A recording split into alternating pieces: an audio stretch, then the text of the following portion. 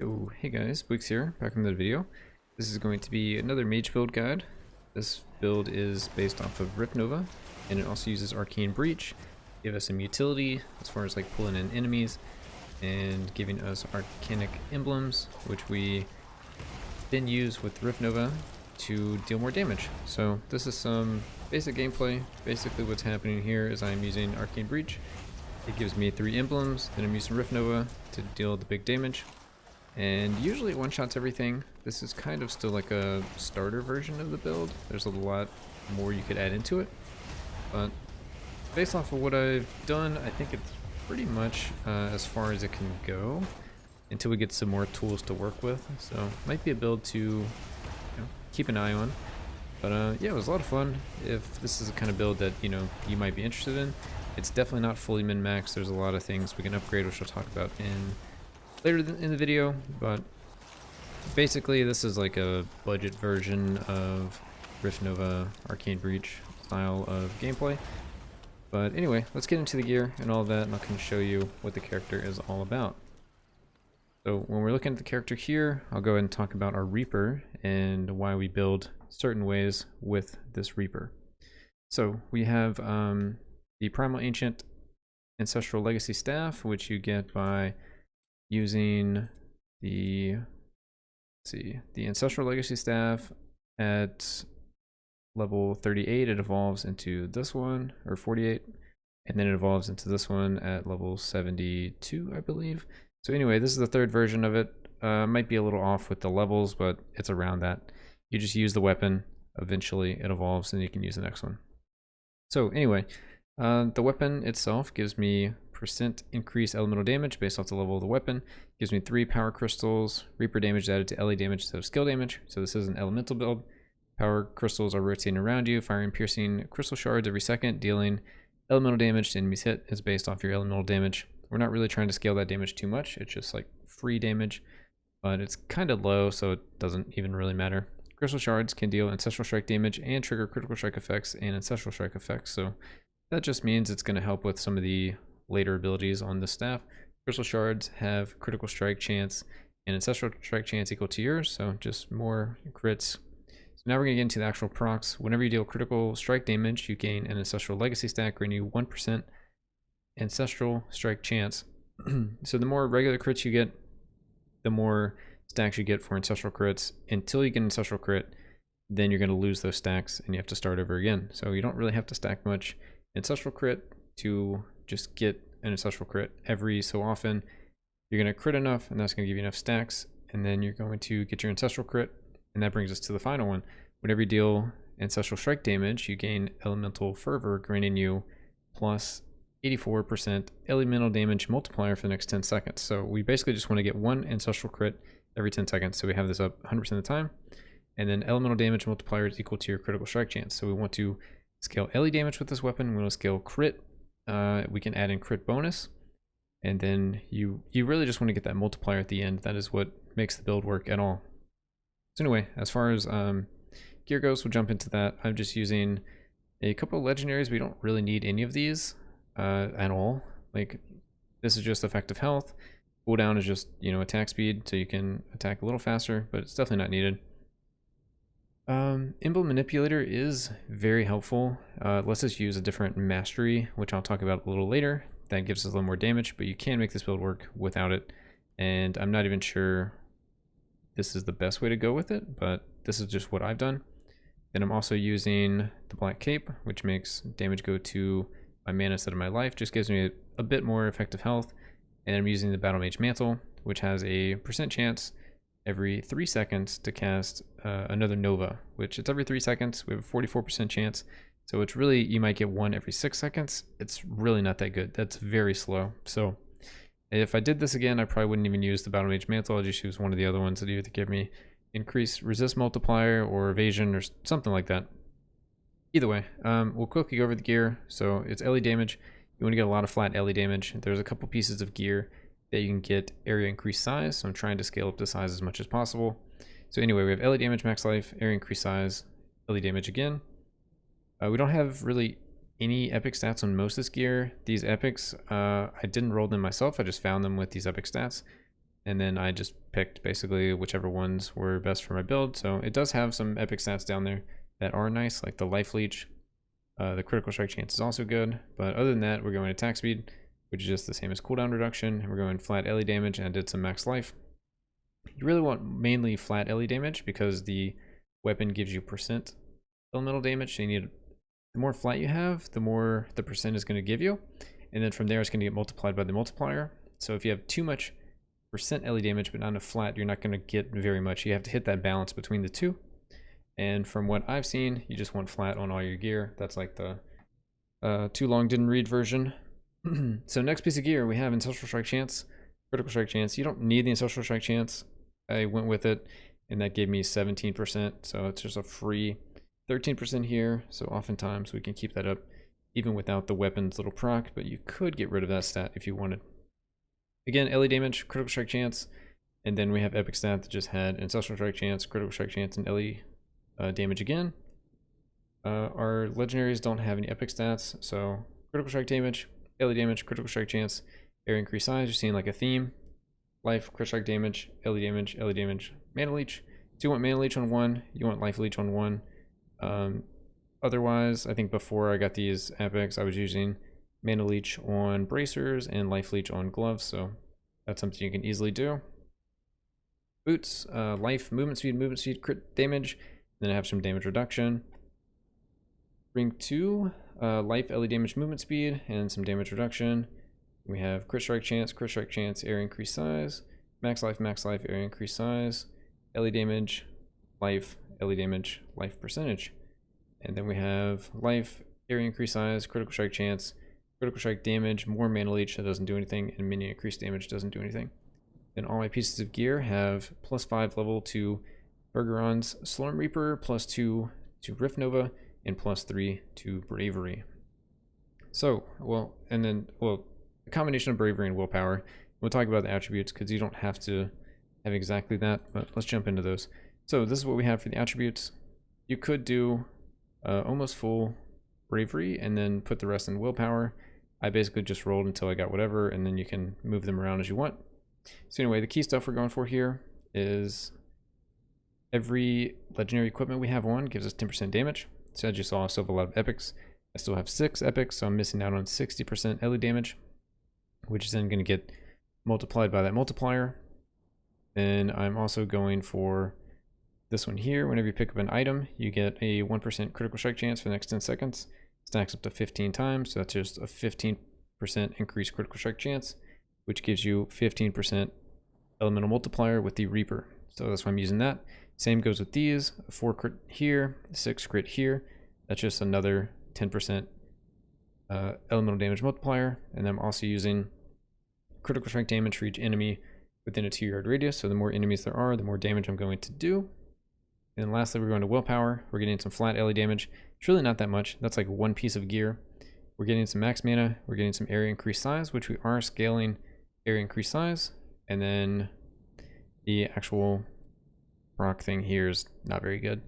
Area increased effect if you have less than 20% mana, which is just not something I really ever have, but I really just go for these 2 points, then had 3 points left over, and I just went with the flat LE damage, but you could put it into here for more movement speed. It kind of is whatever. So as far as the stats go, you saw we have some max life, we have some life leech, we have some mana leech. Other stuff I'm trying to get movement speed, we're trying to get critical strike chance as much as possible. We're at 84%. You could get a lot more with epic stats, but this is kind of just where I ended up with the character. If I were to revisit the character, I would get this to 100 and beyond just to increase that percentage as much as possible from the weapon.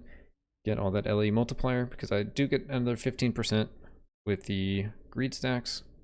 So it puts me at 99.5, but you could go over 100, and I did mess with that. I just don't have good enough gear.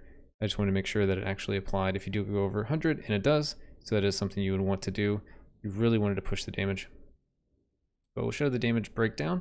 For LE damage, we have our base value of 217, then we added 3.5k flat, and that gets times by our multiplier, which is, our percent, which is 200%.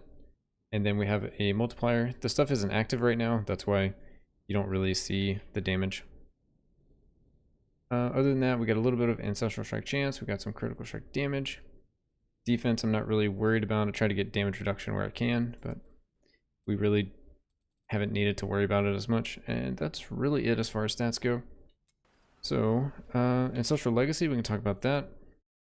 We have Attack Speed, Armor Pin, Ellie Pin. This doesn't really matter, but it does give us access to these two.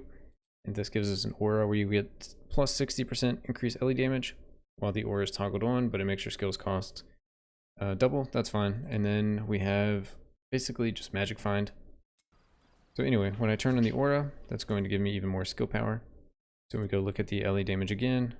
My added percent is now 261. If I were to hit something, I would proc the weapon and we would get the additional 84 multiplier. And that's going to give us basically doubling this. Not exactly, but closer to doubling.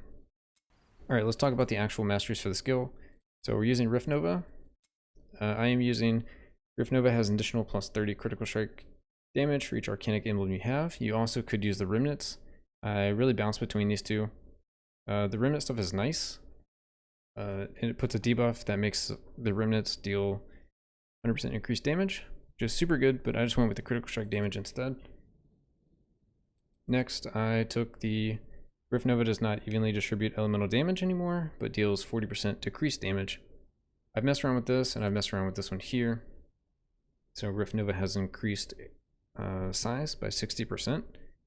And with the later talent, this one here, that gives us increased damage. So if you look at that, we get a huge amount of damage, but what happens is it splits it between all the enemies. So when it splits, if there's like 30 enemies, every enemy is going to get basically tickled instead of one shot. So I instead went back to basics, and the damage is high enough where you usually one-shot stuff. It does suck a little bit with elites, because with this other one, or if you leave it where it doesn't redirect, if you hit one enemy, they take 100% of the damage, or this one, it's decreased. So you actually do less damage to elites, but you do better for clear. So it's just something to keep in mind. The next one, this is how we actually get our remnants. So whenever you cast Rift Nova, you also cast a remnant of Rift Nova. A few moments later, remnant of Rift Nova has a 25% chance to cast another remnant a few moments later. So that's where you get a remnants, and that's where you would use this remnants vulnerability if you want to do that. And it just makes your remnant damage that much higher. And lastly, I am using Rift Nova deals 30% increased damage for each non-temporal emblem you have.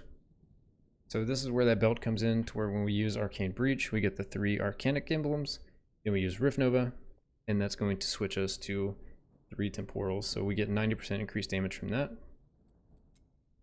Next we have the Arcane Breach. I'm getting increased mana. It doesn't really matter what you pick here. I just went with increased mana because it was better than this damage, because the next row I do no damage with the Breach, but I get reduced cooldown time. I just really value cooldown time.